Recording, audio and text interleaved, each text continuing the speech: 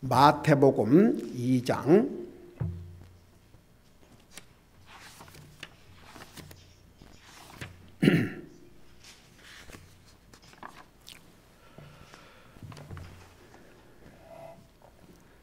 1절에서부터 11절까지 우리 같이 한 목소리 읽겠습니다. 2장 1절에서부터 11절까지입니다. 같이 읽습니다. 시작. 이제 헤롯 왕 시대에 예수님께서 유대의 베들레헴에서 태어나심에 보라, 동쪽으로부터 지혜자들이 예루살렘에 와서 이르되 유대인들의 왕으로 일어나신 이가 어디 계시냐? 우리가 동쪽에서 그분의 별을 보고 그분께 경배하러 왔노라 하니, 헤롯 왕이 이 일들에 대하여 듣고 그와 또 그와 함께 온 온 예루살렘이 소동하더라. 그가 모든 수제사장들과 백성의 서기관들을 함께 모아 그리스도가 어디에서 태어나겠느냐고 그들에게 다그쳐 물으매, 그들이 그에게 이르되 유대의 베들레헴이니이다. 배운 자를 통해 이렇게 기록하신 바, 유다 땅에 있는 베들레헴아, 내가 유다의 통치자들 가운데서 가장 작지 아니하도다. 내게서 한 다스리는 자가 나와 내 백성 이스라엘을 다스리라 하셨나이다 하매, 이에 헤롯이 은밀히 지혜자들을 불러 그 별이 나타난 때를 부지런히 그들에게 묻고 그들을 베들레헴으로 보내며 이르되, 가서 어린 아이를 부지런히 찾아보고 찾거든 또 내게 말을 전해주어 나도 가서 그에게 경배하게 하라 하니라. 그들이 왕의 말을 듣고 떠나가더니 보라, 동쪽에서 그들이 보았던 그 별이 그들보다 앞서 가다가 마침내 그 어린아이가 있던 곳에 멈추어 서니라. 그들이 그 별을 보고 심히 크게 기뻐하고 기뻐하더라. 그들이 집으로 들어가 어린아이가 자기 어머니 마리아와 함께 있는 것을 보고 엎드려 아이에게 경배하고 자기들의 보물함을 열어 황금과 유향과 모략을 그에게 선물로 드리니라. 아멘. 기도하겠습니다. 사랑의 아버지 하나님, 우리 주님께서 영광의 하나님이심에도 불구하고 사람의 몸으로 이 세상에 탄생하신 것은 우리 인생들을 불쌍히 해주시고, 우리 주님이 우리를 구원하시기 위해서 자신의 생명을 주지 아니하면 우리 모두는 죄값으로 죽어 영원한 지옥에 갈 수밖에 없기 때문에, 죄를 알지도 못하신 우리 주님께서 이 땅에 탄생하신 것은 사람들에게 영광을 받으러 탄생하신 것이 아니고 우리의 죄값으로 자신의 생명을 주시기 위해서 이 땅에 탄생하셨습니다.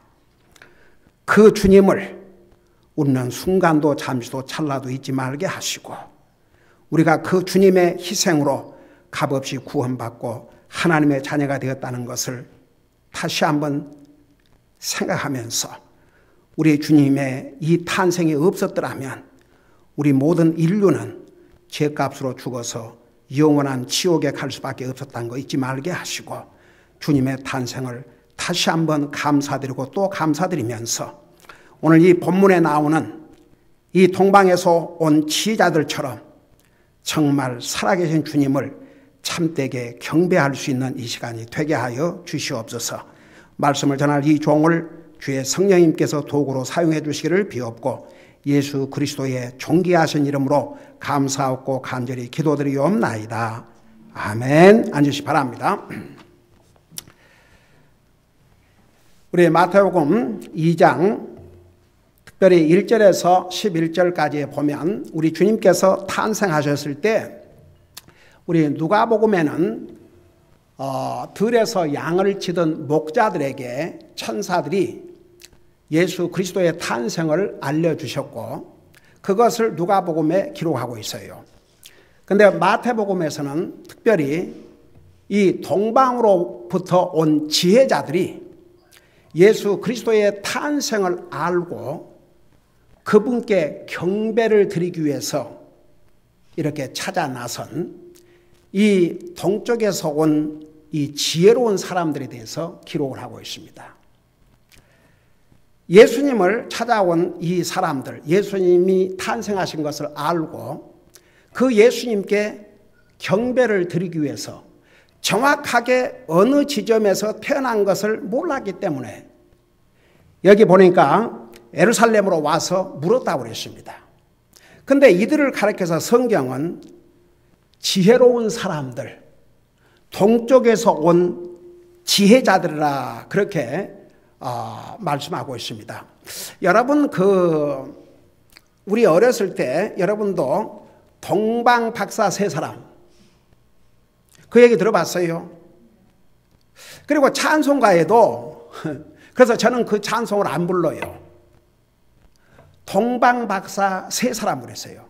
여러분 성경 어디에 동방에서 온 세 사람이라는 기록이 어디에 있습니까?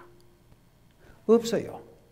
근데 이제 이 동방에서 온 지혜로운 자들, 그러니까 그들을 박사라고 호칭한 것은 잘못된 게 아닙니다.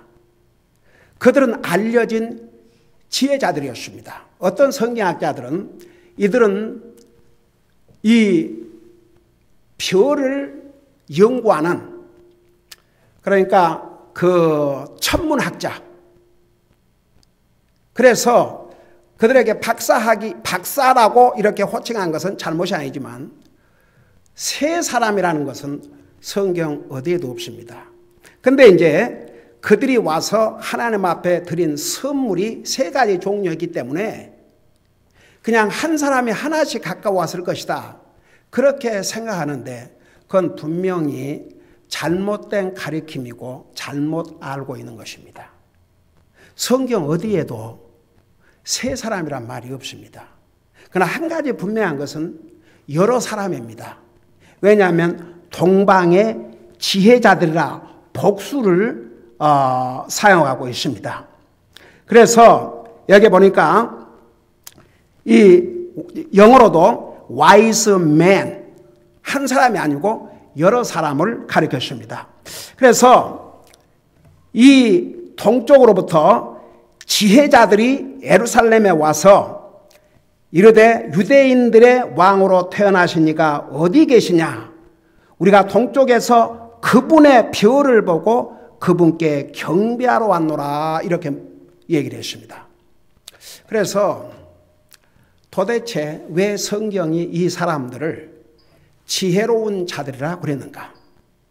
그래서 오늘은 과연 왜 이들을 지혜자들이라고 이렇게 성경은 기록하고 있고 어떤 사람이 과연 지혜로운 사람인가? 그걸 전하려고 합니다. 여러분이 잘 아시다시피 제가 그 얘기를 수없이 이 교회에서 했습니다. 하나님을 두려워하는 것이 바로 지혜의 시작이라는 것. 시편 111편 10절에서는 주를 두려워하는 것이 지혜의 시작이라 하셨고, 잠언 4장 7절에서는 지혜는 으뜸 가는 것이니 그러므로 지혜를 얻으라 그렇게 말씀하셨고, 잠언 3장 13절에서 18절까지는 이런 내용을 기록하고 있습니다. 지혜는 우리에게 행복을 가져다 주고, 지혜의 이익은 정금보다 나으며, 지혜는 즐거움과 평화를 주고 부와 명예를 준다고 말씀하고 있습니다. 우리 인생이 원하는 모든 것이 이 속에 다 들어 있습니다. 지혜는 그토록 우리에게 중요합니다. 여러분, 그런데 보세요. 성경에서 이 사람들을 지혜로운 사람들, 지혜자들이 그리스도를 경배하기 위해서 왔다 그랬어요. 그러면 도대체 왜 성경이 이들을 지혜로운 자들, 지혜자들이라고 이렇게 기록을 하고 있는가? 왜 이 사람들이 지혜로운 사람들인가? 그러면 이 사람들만 지혜로운 사람인가? 다른 사람도 지혜로운 사람이 될 수 있는가? 이런 것을 오늘 본문을 통해서 여러분에게 전하고자 합니다. 여러분, 이 사람들이 왜 지혜로운 사람이냐? 첫째는 보세요. 이 사람들은 그들이 천문학자이기 때문이 아니고 어떤 세상에 많은 지혜를 가져서가 아니고 이들을 왜 성경에서 지혜로운 자들이라고 기록하고 있는가? 이 본문에서 오늘 우리가 읽은 1절에서 11절까지에서 찾아보자고요. 첫째는 이들이 동쪽으로부터 지혜자들이 예루살렘에 와서 이르되 유대인들의 왕으로 태어나신 이가 어디 계시냐? 우리가 동쪽에서 그분의 별을 보고 그분께 경배하러 왔노라. 자 봐요. 이들은 첫째, 하나님의 계시의 말씀을 아주 분명하게 믿었습니다. 구약 성경, 여러분 우리 옛날 민수기를 공부하면서 그 부분을 자세하게 공부했는데, 이 민수기에 보면 앞으로 태어날 그리스도를 예언하면서 별이라고 이렇게 표현을 했습니다. 여러분 눈으로 직접 봐요. 민수기 24장 17절을 보시 바랍니다. 민수기 24장 17절입니다.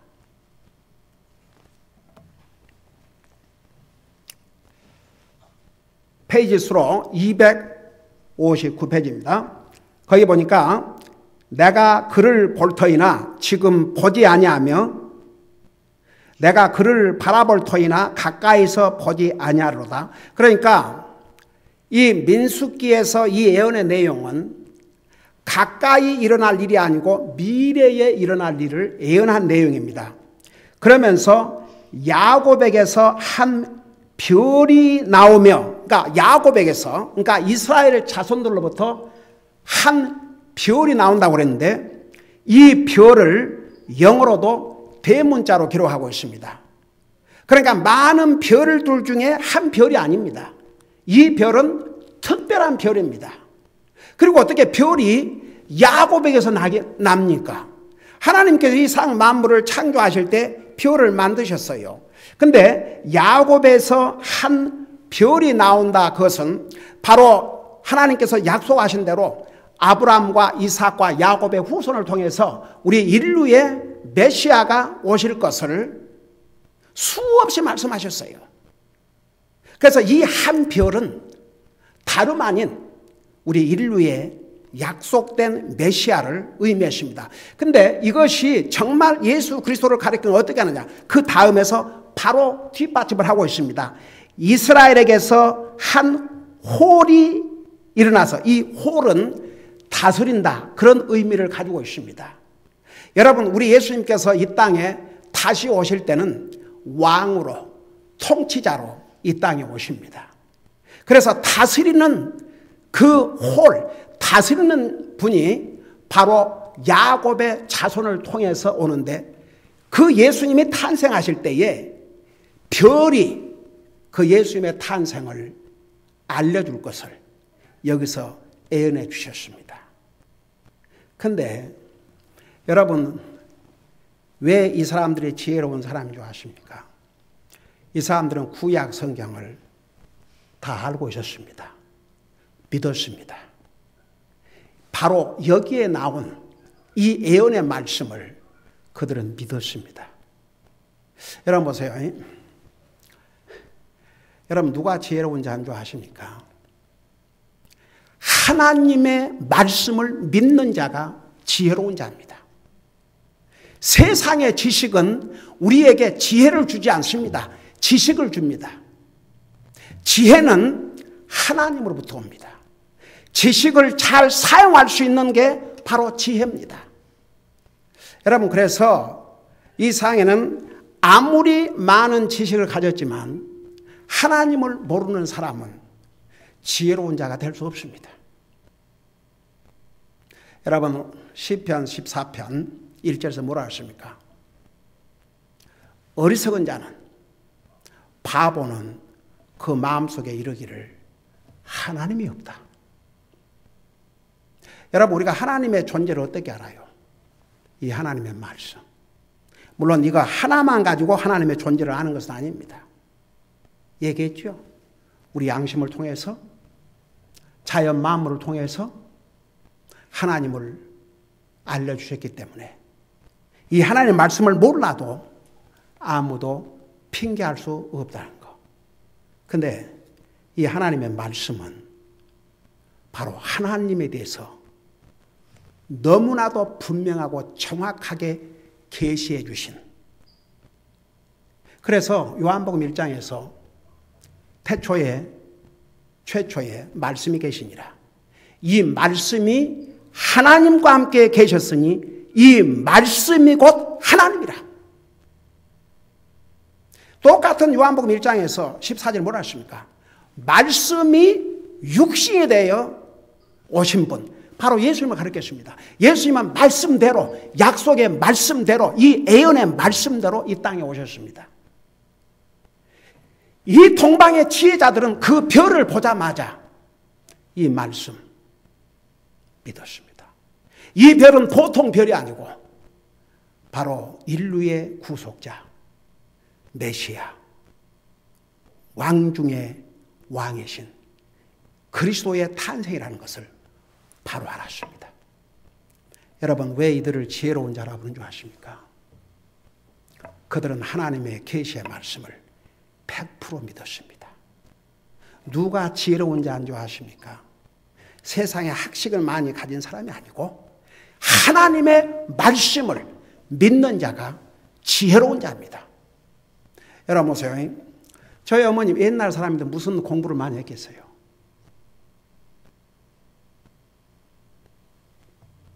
그러지만 저희 어머님은 자식들에게 아주 지혜로운 분으로 존경을 받으셨습니다. 저는 아직도 그 둘째 형님도 한나라 가셨지만 어머님 돌아가 있을 때 우리 칠남매가 다 모였어요. 잠을 안 잤어요. 이렇게 같이 만나기가 너무 힘든데 잠자기는 너무 아깝다. 그러고 밤새 형제들이 어머니에 대해서, 아버지에 대해서, 저는 막내이기 때문에 사실 아버지에 대해서는 많이 모르는데 그 형님들, 누님들을 통해서 아버님에 대해서 또 많은 얘기를 듣게 되십니다. 얼마나 복이 되는지 몰라요. 그러면서 하는 얘기가 그 둘째 형님 되신 분이 어머님의 지혜는 보통 사람이 따라갈 수 없다. 아마 우리 형제들이 어머님의 지혜 10분의 1만 따라가도 현재보다 훨씬 더 많은 일을 할 수 있다. 어머님의 지혜는 그 아무도.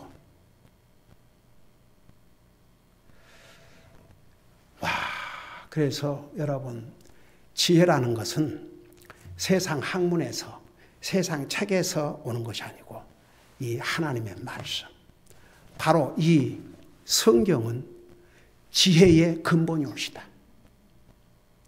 누가 하나님 앞에 지혜로운 사람인 줄 아십니까? 이 하나님의 말씀을 진짜 믿는 사람. 이 사람이 지혜로운 사람입니다. 그 다음에 두 번째 보세요. 이 사람들을 왜 성경에서 지혜로운 자라 이렇게 칭하셨는지, 그 2장을 계속 보세요. 마태복음 2장. 그 2절에서 이르되 유대인의 왕으로 태어나신 이가 어디 계시냐? 우리가 동쪽에서 그분의 별을 보고 그분께 경배하러 왔노라 하니, 그러니까 이제 헤롯 왕이 그 수제장들, 4절에 보니까 수제장들과 백성의 서기관들을 함께 모아 그리스도가 어디서 태어나겠느냐고 그들에게 다그쳐 물으매, 5절 그들이 그에게 이르되, 그러니까 그 수제사장들, 백성의 서기관들, 이 사람들은 성경을 잘 알고 있는 사람들 아닙니까? 성경을 가리키고, 그러니까 그 구약 성경 미가서 5장 2절에 보면 통치자가 베들레헴에서 태어날 것이라는 것을 예언하고 있는데 그들도 지식적으로 이걸 알았어요. 그래서 유대 베들레헴이다. 대언자를 통해 이렇게 기록하신 바, 유다 땅에 있는 베들레헴아, 내가 유다의 통찰 가운데서 가장 작지 아니하도다. 내게서 한 다스리는 자가 나와 내 백성 이스라엘 다스리라 하셨나이다. 그러니까 예수님에 대한 예언을, 어디에서 태어날 것이라는 예언이 구약 성경 미가서 5장 2절에 기록되어 있습니다. 근데 잘 들어보세요. 이 동방에서 온 지혜자들이 그 별을 보고 그리스도의 탄생은 알았지만 구체적으로 어디에서 태어나셨는지, 그러니까 예루살렘이 당시에는 수도니까 일단 거기를 가면 더 구체적인 걸 알 수 있었겠지. 그러니까 수제사장들, 서기관들이 정확하게 성경 구조를 인용해서 가르쳐줬어요. 네, 잘 들어봐요.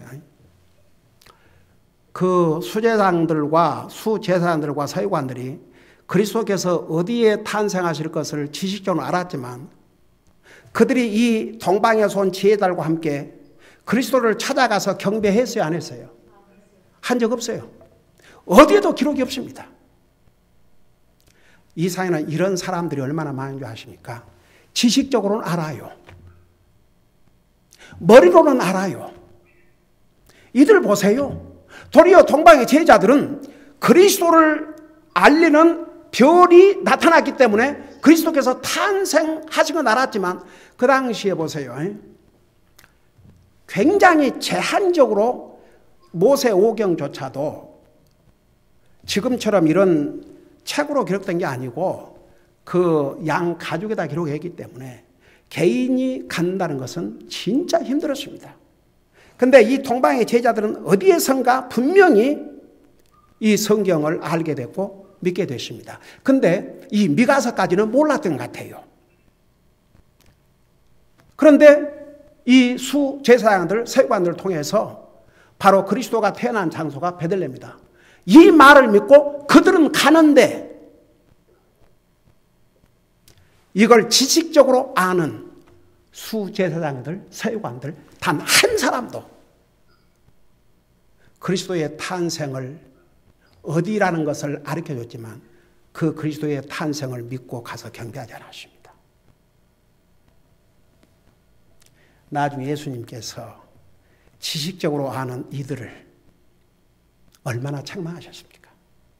그러니까 여러분, 하나님 말씀을 지식적으로 아는 것과 정말 믿는다는 것과는 달라요. 진짜 그러면 이 사람들이 믿었다는 걸 어떻게 하느냐? 이 사람들 행동으로 옮겼습니다. 이 동방에서 온 지혜로운 자들은 벌써 자기의 고향을 떠나서 지금 어딘지도 모르는데 긴 여행길에 나섰습니다. 그 하나님의 예언의 말씀을 확실히 믿었음을 무엇으로 나타냈냐? 그들의 행함으로. 여러분, 우리 행함으로 구원받지 않는다는 거 우리는 잘 알고 있습니다. 그러나 정말 믿으면 행함이 뒤따르게 되어 있습니다. 절대 진짜 믿는 사람이 잠자코 있을 수가 없습니다. 행함으로 나타나게 되어 있습니다. 그래서 보세요. 8절에 보니까 그들을 베들레헴으로 보내며 이르되 가서 어린아이를 부지런히 찾아보고 찾거든 또 내게 말을 전해주어 나도 가서 그에게 경배하라 하니라. 이거 이제 헤롯이 자기가 지금 왕인데 또 왕이 태어났다 그러니까 죽이려고 장소 정확한 지점을 알고 나에게 알려주라고 이제 그랬어요. 근데 이 동방에서 온 지혜로운 자들은 이제 그 베들레헴에서 그리스도가 탄생한다는 이 예언의 말씀을 또 믿었어요. 믿고 찾아간 거죠. 만일 이들이 아무리 믿었어도 그 태어나신 그리스도를 찾아 경배하러 가지 않았다면 그들 믿음 역시 거기서 끝나는 거죠. 그들은 하나님의 계시의 말을 100% 믿었다는 것을 행동으로 나타냈습니다.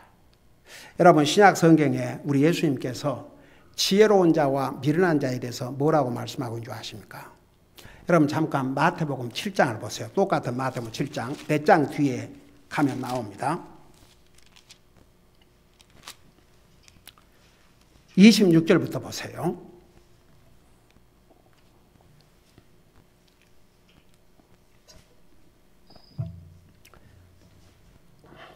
24절부터 자, 마태복음 7장 24절 보면 그러므로 누구든지 나의 이 말들을 듣고 그것들을 행하는 자를 나는 자기 집을 반석 위에 지은 지혜로운 사람과 같다리라. 하나님의 말씀을 듣고 행하는 사람을 우리 주님께서 지혜로운 자라고 그랬습니다. 근데 그 반대로 보세요. 나의 이 말들을 듣고 그것들을 행하지 아니하는 모든 자는 자기 집을 모래 위에 지은 어리석은 사람과 같으리니. 그래서 우리 주님께서 내 말을 듣고 행하는 자는 지혜로운 사람이요. 그러니까 반석 위에 집을 세운 사람 같은 그런 지혜로운 사람이지만, 내 말을 듣고 행치 않는 자는 모래 위에 집을 세우는 자와 같은 어리석은 자라고 그랬습니다. 여러분, 이 세상에는요, 자기 나름대로 열심히 믿는다고 이렇게 하고 하면서 모래 위에 집을, 모래 위에 자유 인생을 쌓아가는 어리석은 사람들이 얼마나 많은 줄 아세요? 뭐 하나님 안 믿는 사람 말할 것도 없고, 하나님 아예 안 믿는 사람들은, 그 사람들은 이제 그 엔드가, 그 끝이 무엇이라는 거 우리가 잘 알고 있지 않습니까? 그래서 보세요. 왜 하나님께서 이 성경에 마태복음 2장에 동방에서 온 이들을 지혜로운 자들이라, 이런 표현을, 이런 타이틀을, 왜 그들을 지혜자라고 부르셨는지 우리가 여기서 보지요. 그들은 하나님의 말씀을 믿었고, 두 번째는 그 믿음을 행함으로 옮겼습니다. 그들은 진실로 예수 그리스도의 탄생, 메시아의 탄생을 진실로 믿었고, 그 메시아가 어디에서 태어날 것이라는 그 계시의 말씀을 믿었습니다. 그리고 그곳을 찾아가는데, 그 길이 지금처럼 지금처럼 GPS 시대가 아니지 않습니까? 뭐 지도가 제대로 있었겠습니까?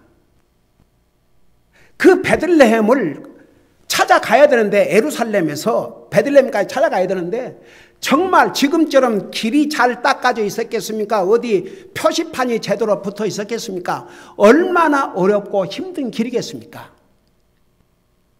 근데 하나님께서 그들에게 믿음을 보시고, 딱 별이 그들을 예루살렘까지 딱 가이드를 하게 하셨는데, 하나님께서 다시 그 별이 나타나서 정확하게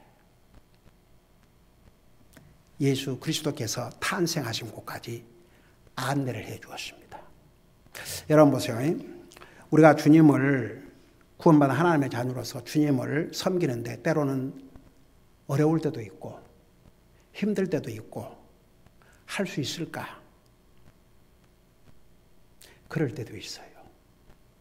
그렇지만 주님을 섬기고자 하는 마음을 가진 사람은 하나님께서 항상 그 길을 열어주세요.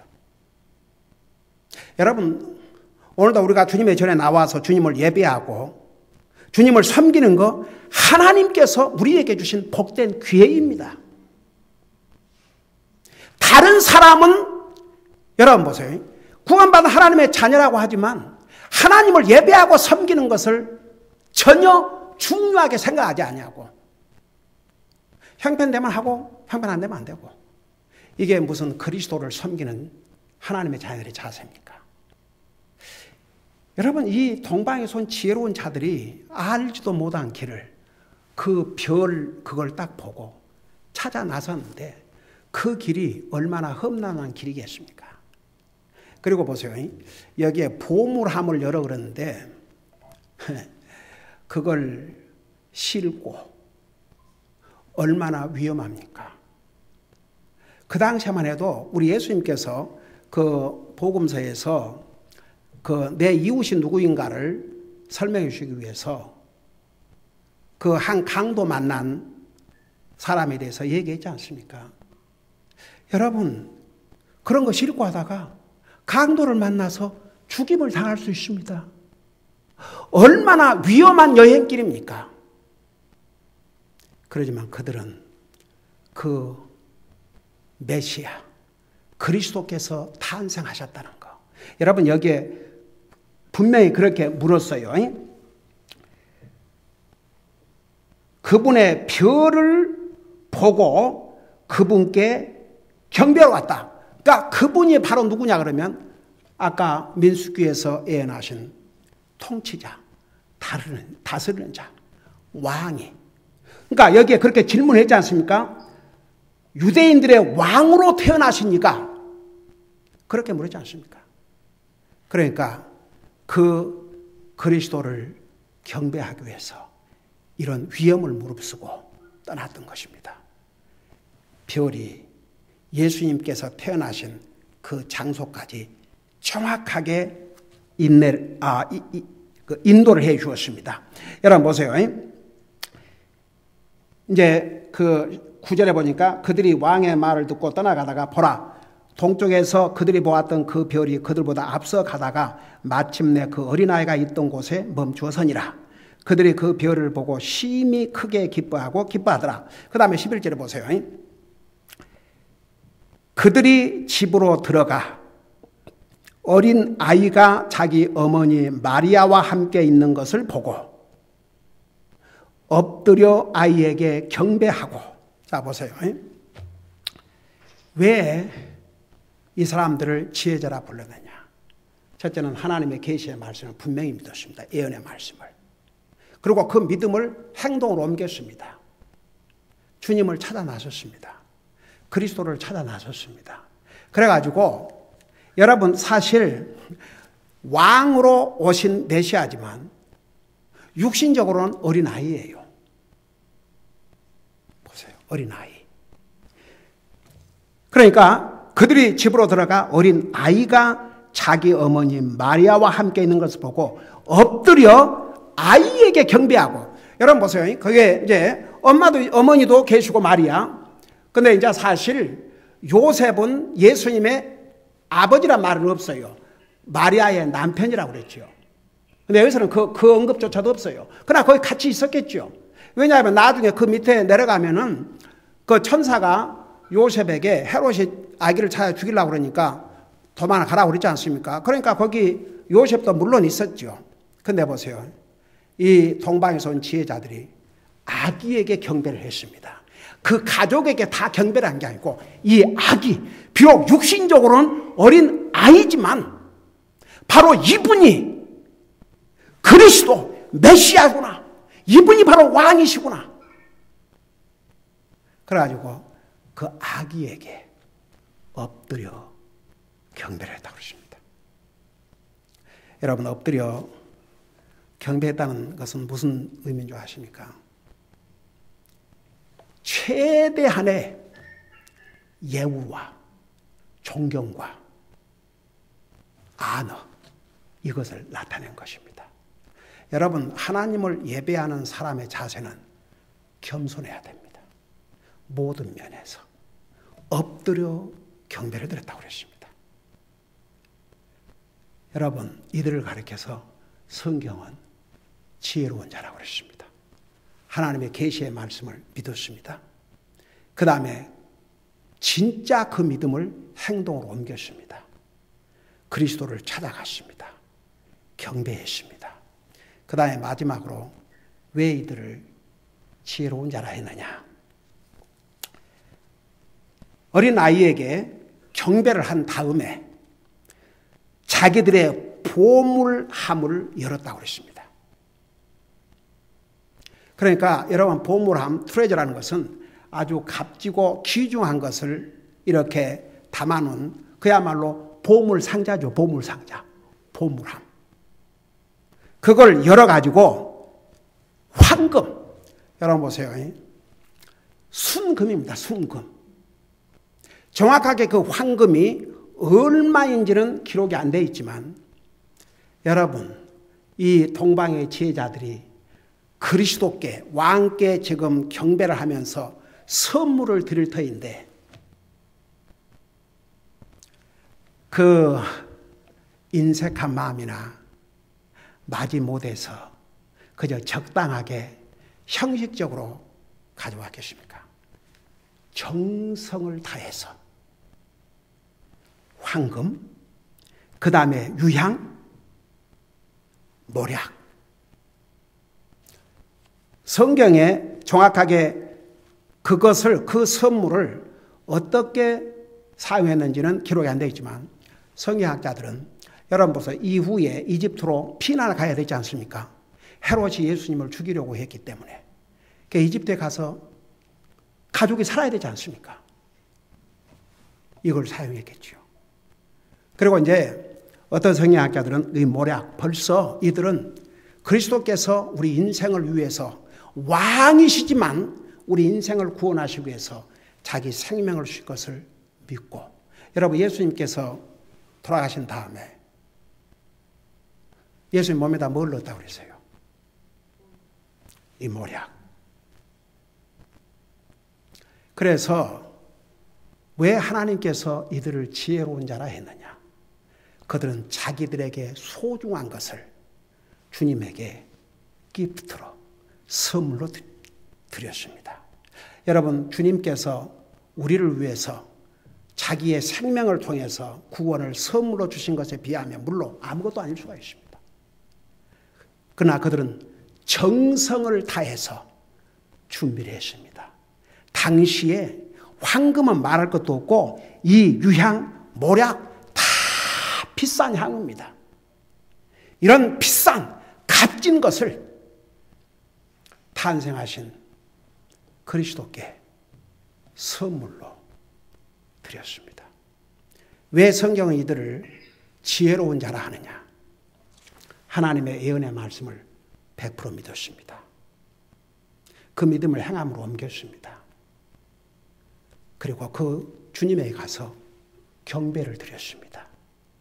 빈손으로 가지 않았습니다. 정성을 다해서 선물을 준비해서 주님께 드렸습니다. 여러분, 사실 크리스마스 하면 그래요. 사람과의 관계에서도 선물 주고받는 거 아멘. 그러지만 크리스마스는 주님의 탄생을 축하드리고 감사드리는 그런 기회입니다. 우리가 믿는 하나님의 자녀가 주님께 드리는 선물보다 사람과 나눌 이 선물에 더 신경을 쓰고 주님에게 선물 드리는 것보다도 사람과의 사이가 더 가치 있게 한다 그러면 이건 something wrong입니다. 제가 옛날에 여러 번 얘기했기 때문에 저는 진짜 그 미국에 처음에 가고 크리스마스 때, 크리스마스는 우리 주님의 탄생을 축하드리는 그런 날이라는 게 있지 말고 사람과의 관계 주고받는 선물도 중요하지만 먼저 주님. 그래서 제가 그때 저는 몰랐으니까 그 전에 교회 다니고 있지만 한 번도 그런 얘기를 들어본 적도 없기 때문에 그 우리 저 큰딸 아이 피아노 사주려고 2,000불 꼽쳐놨는데 와, 그게 얼마나 제 마음에 타치가 되든지 그걸 진짜 하나님 앞에 저 몰랐습니다, 주님. 지금까지 몰랐습니다. 그래요. 주님의 생신을 축하드리는 선물이 먼저인데 저는 지금까지 몰랐습니다. 그러나 오늘 메시지를 통해서 들었습니다. 그래서 딸에게 줄 선물을, 피아노 살 선물을 주님 앞에 선물로 드리고 나니까 얼마나 기뻤던지. 그 기쁨은요, 제가 자식에게 피아노를 사줘갖고 좋아하고 기뻐하는 그것은 비교할 수 없는 기쁨을 느꼈고 너무 감사했습니다. 하마터면 모를 뻔했는데 깨우쳐 주셔서. 여러분, 우리는 구원받은 하나님의 자녀입니다. 이런 일을 간단하게 생각하면 안 됩니다. 주님에게 드린 선물이 가장 커야 됩니다. 여러분, 사람끼리 서로 선물 주고받고 에이멘, 좋아요. 그렇지만 구원받은 하나님의 자녀는 주님께 드린 선물이 다른 어떤 사람과 주고받는 것보다 더 훨씬 값져야 된다고 말입니다. 이 동방의 지혜자들 보세요. 황금, 유향, 모략, 한결같이 값비싼 것들입니다. 그리스도의 탄생을 축하하면서 경배하러 오면서 빈손을 안 왔습니다.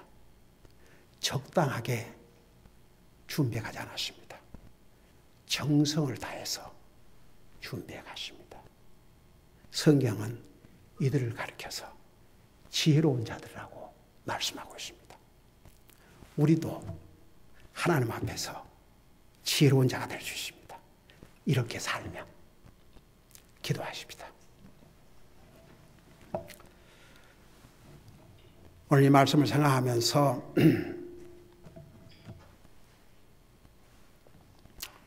우리 잠깐 기도하는 시간을 갖겠습니다.